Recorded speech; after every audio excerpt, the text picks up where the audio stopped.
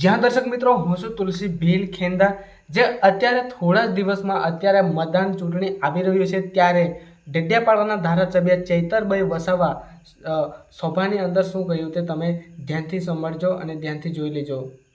કાર્યકર્તાઓને અમારા નેતાઓને અમારા ઉમેદવારોને ડરાવવાનું કામ કરે છે, પોલીસને મોકલે છે, ખોટી એફઆઈઆરો કરાવે છે, ખોટી ફરિયાદો કરાવે છે, જેલમાં બેસાડે છે અને ધમકાવે છે। પણ એ પોલીસ વાળા પણ કાન ખોલીને સાંભળી લે, એ ભાજપના નેતાઓ પણ કાન ખોલીને સાંભળી લે। તમને બેઠા એટલી જ અમારા લોકોને હેરાનગતિ કરજો, અમે વ્યાસ સહિત તમારો હિસાબ કરવાના છે।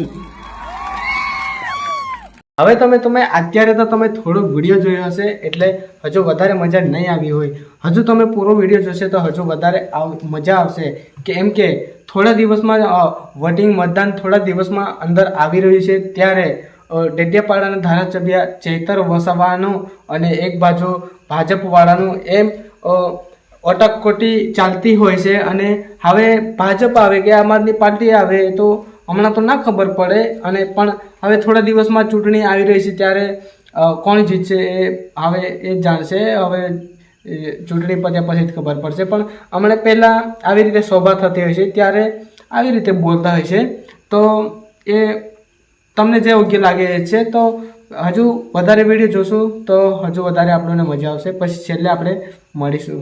કાર્યકર્તાઓને અમારા નેતાઓને અમારા ઉમેદવારોને ડરાવવાનું કામ કરે છે, પોલીસને મોકલે છે, ખોટી એફઆઈઆરો કરાવે છે, ખોટી ફરિયાદો કરાવે છે, જેલમાં બેસાડે છે અને ધમકાવે છે। પણ એ પોલીસ વાળા પણ કાન ખોલીને સાંભળી લે, એ ભાજપના નેતાઓ પણ કાન ખોલીને સાંભળી લે। તમને બેઠા એટલી જ અમારા લોકોને હેરાનગતિ કરજો, અમે વ્યાસ સહિત તમારો હિસાબ કરવાના છે। ત્યારે આ ભારતીય જનતા પાર્ટી બોખલાઈ ગઈ છે, આ એ વખતે છેલ્લો ગરબો એમના ઘરે જવાનો છે એટલા માટે ત્યારે પોલીસ વાળાનો ઉપયોગ કરીને અમારા લોકોને ડરાવાય છે।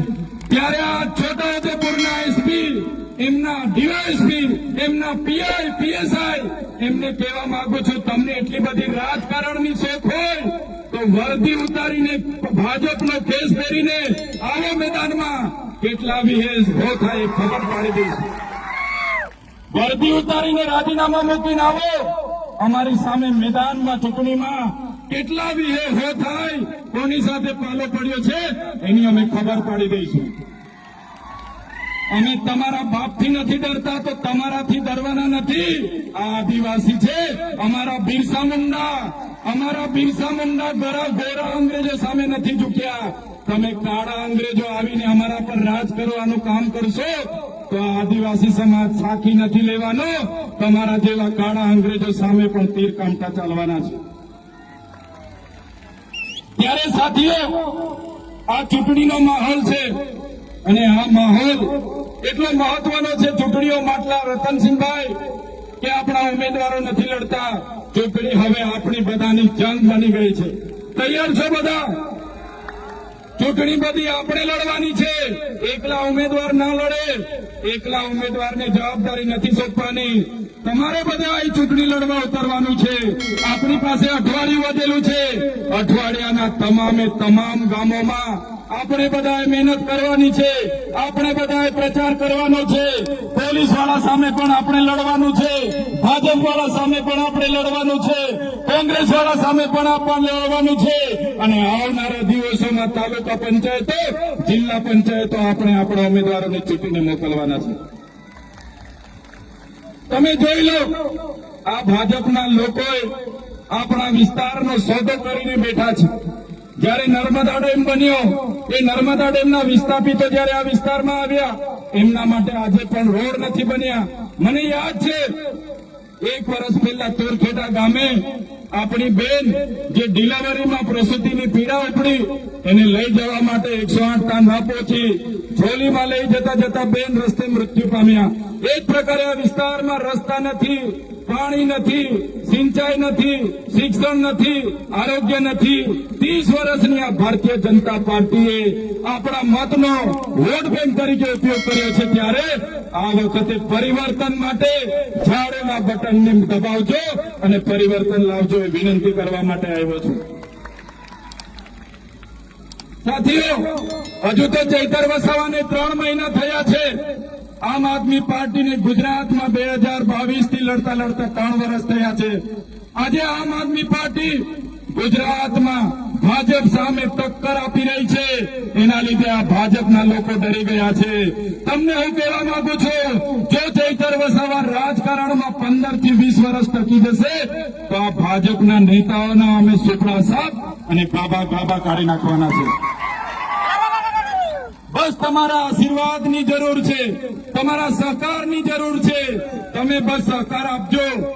તો મિત્રો, તમે પૂરો વિડીયો જોયો એના માટે ખૂબ તમારો આભાર. કેમ કે આવા વિડીયો જોવાની હમણાં શક્યતા હોઈ શકે છે.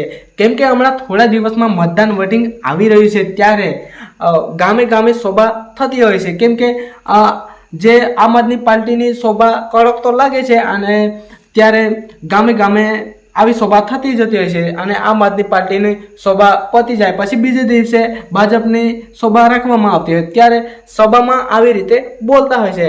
પણ પહેલી વખતે હજુ ચૂંટણી જીત્યા પહેલા તો એવી રીતે બોલતા હોય છે કે આદિવાસી માટે અમે આવું કામ કરીશું, તેવું કામ કરીશું. પણ હા મિત્રો, અમે ભાજપ ચૂંટણી જીતશે કે આમ આદમી પાર્ટી ચૂંટણી જીતશે એ તો હવે છેલ્લે ખબર પડશે. પણ જે પણ આદિવાસી માટે 86 તારીખે કામ કરી આપશે, એટલે કે ભાજપ 86 તારીખે કામ કરી આપશે તો ભાજપ જીતશે. અને આમ આદમી પાર્ટી ખેડૂત માટે 86 તારીખે કામ કરી આપશે તો આમ આદમી પાર્ટી ચૂંટણી જીતશે. એટલે કે જેમ કે આદિવાસી નિર્દોષ હશે અને તેના કામ કરીને આપવામાં આવશે, તેવા જ લોકો ઉપર ભગવાનની કૃપા થવાની છે અને તે ચૂંટણી જીતવાના છે. ત્યારે આદિવાસીનું દિલ ના તોડતા. કેમ કે જ્યારે તમે ભાજપ આવે કે આમ આદમી પાર્ટી આવે, હવે જે પણ તમે ચૂંટણી જીતશો તો આવા ખેડૂત માટે સારા કામ કરજો. ત્યાં બસ આજના વિડીયોમાં અહીંયા સમાપ્ત થાય છે. પણ મિત્રો, જે તમારા તુલસીબેનની યુટ્યુબ ચેનલને તમે પહેલાંથી તમે સબસ્ક્રાઈબ કરીને રાખી હશે તો ખૂબ તમારો આભાર. અને હજુ સુધી મારી યુટ્યુબ ચેનલને તમે સબસ્ક્રાઈબ ના કરી હોય તો તમે સબસ્ક્રાઈબ કરી લેજો. ત્યાંથી મિક્સ કોન્ટેન્ટના વિડીયોની નોટિફિકેશન સૌથી પહેલાં તમને મળી શકે. તો બસ આજનો વિડીયો અહીંયા સમાપ્ત થાય છે. ત્યારે મળીએ કોઈક તરત એવા કોઈક બીજા વિડીયો સાથે. જય હિન્દ, જય ભારત.